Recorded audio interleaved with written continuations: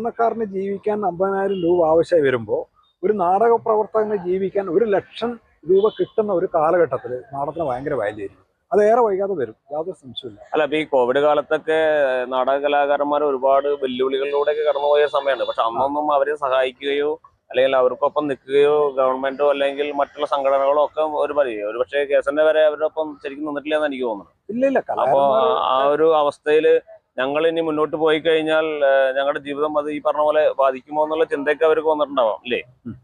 കുറെ ആത്മഹത്യകൾ നടന്നിട്ടുണ്ട്. കലാകാരന്മാർ ആത്മഹത്യ ചെയ്തു, പന്തല പണിക്കാര്, ലൈറ്റൻസ് കൊണ്ടുകാര് ഒക്കെ ആത്മഹത്യ ചെയ്തിട്ടുണ്ട്. കാരണം ഇതൊക്കെ പരസ്പര അല്ല, ലൈറ്റൻസ് കൊണ്ട് പന്തല പണിക്കാരൊക്കെ ലൈവ് ആർട്ടുമായിട്ട് ബന്ധം. അതേസമയം മറ്റ് പെർഫോമൻസിനെ സിനിമയിലൊന്നും ബാധിച്ചില്ല. കാരണം സിനിമയുടെ ഒക്കെ വർക്കുകൾ നടന്നിരുന്നു.